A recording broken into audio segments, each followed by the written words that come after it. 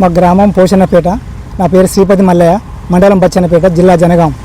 అయితే మా పూర్వీకుల గత కాలం నుంచి వచ్చినటువంటి మా వారసత్వ భూమి, నాకు రావాల్సినటువంటి నా భూమిని అది రోడ్డు ఆనుకొని ఉన్నందున అట్టి భూమిని మరి నాకు పాలివాళ్ళు పెంచేరు వాళ్ళు యాక్టిఫై చేసుకోవడానికి ప్రయత్నాలు చేసి నన్ను నా కుటుంబాన్ని రోడ్డు పాలు చేసి, కులం ఎస్సీ, నేను దళితుని, నాకు ఉన్నటువంటి భూమి నా భూమి కోసమే నా భూమి దానిలోకి వచ్చి నా పిల్లలందరి మీద నా మీద అనేకమైనటువంటి అక్రమ కేసులు పెట్టి, వాళ్ళు చదువుకునే పిల్లల మీద లేకుండా కూడా కేసులు పెట్టి వాళ్ళ కేసుల పాలు చేసి నా బ్రతుకు అంతా మొత్తం ఉప్పుగట్టని బట్టం చేసి నన్ను రోడ్డు మీద వేసి నన్ను నానా హింసలు పెట్టి గత 5-6 సంవత్సరాల నుంచి ఎన్నోసార్లు నన్ను చిత్రహింసలు పెట్టి నన్ను బతకకుండా మా కుటుంబీకులతో సహా మేము బంధుపుచ్చుకొని చచ్చిపోయేటువంటి మార్గం ఉండే. ఆ 4-5 సంవత్సరాల నుంచి ఏ అధికారికి దగ్గరికి పోయినా అధికారులు, అనధికారులు, గ్రామస్తులు, కుల పెద్దలు అందరూ వచ్చి చూసి చెప్పినప్పటికీ కూడా సైతం లెక్క చేయకుండా, డిఎస్పీ గారు వచ్చినప్పటి నుంచి కూడా వాళ్ళు ఏది లెక్క చేయకుండా ఈ అక్రమంగా వచ్చినటువంటి ఈ దళారీలు వాళ్ళు పాలివాళ్ళు, ఆయన ప్రభాకర్ అనే దేవయ్య, రమేష్, వీళ్ళందరూ కలిసి కూడా మా మీద అనేకమైన కుట్రలు సాధించుకుంటూ దీన్ని ఎట్టుబెట్టి రోడ్డుకున్న కేసులు లేవగొట్టాలి, గత ఏ రకంగానైనా ఎన్ని పైసలు ఖర్చు అయినా మంచిదే తీసేయాలనే ఉద్దేశంతో నా పిల్లల్ని నన్ను బదారపాలు చేసి నా పరిస్థితి కూడా చూడండి.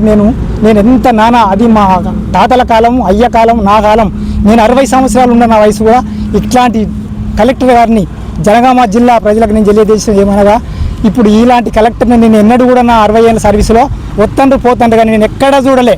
అయ్యా, నాకు ఇప్పుడు ఈ కలెక్టర్ ద్వారా మంచి నాకు జరగవలసినటువంటి న్యాయం జరిగింది. ఇట్లాంటి కలెక్టర్లు నేను నా జీవితంలో చూడలేను కూడా. ఆయన నాకు చాలా చక్కగా జరగాల్సినటువంటి న్యాయాన్ని చేకూర్చారు. నేను తిరగని ఆఫీసు లేదు, నేను తిరగని కోర్టు లేదు, నేను నానా విధాలు బాధారపాలు అయిపోయి ఇవాళ రూపాయి కూలి చేసుకుందామంటే దిక్కు లేకుండా రెక్కలు లేకుండా నన్ను రెక్కలు విరిచేసిన పక్షిలాగా చేసారు. బతికి ఉండగానే సచ్చినట్టు చంపేసారు. సచ్చిన అయిపోతాం అనుకునే ఉద్దేశంతో నేను చివరికి వచ్చినాక ఒక మంతు పట్టక ముందుకే సార్ దగ్గరికి ఎంఆర్ఓ చెప్తే తినకుండా కూడా వాళ్ళు సైతం వచ్చి నా మీద మళ్ళీ ఫైట్ చేసి నేను ఒప్పుకుంటా అన్నా కూడా నా మాట వినకుండా బదార్పాలు చేసి సార్ దగ్గరికి వస్తే నేను ఎంఆర్ఓ దగ్గర స్వయంగా ఒప్పుకున్నా.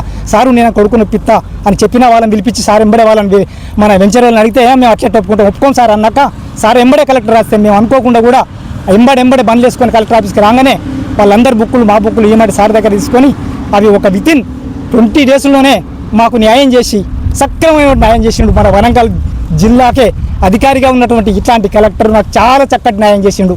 నేను ఎస్సీ మాదిగా పోషన్నపేట గ్రామం, మండలం బచ్చన్నపేట, జిల్లా జనగామ. నేను నా కలెక్టర్ గారికి దరఖాస్తు చేసుకుంటేనే నాకు ఈ న్యాయం జరిగింది. నోటీసులు ఇచ్చి ప్రతి ఒక్కరికి నోటీసుల ద్వారానే పిలిపించి మా బుక్కులన్నీ చెక్ చేసుకొని టైం ఇచ్చి న్యాయం చేసిండు సారు.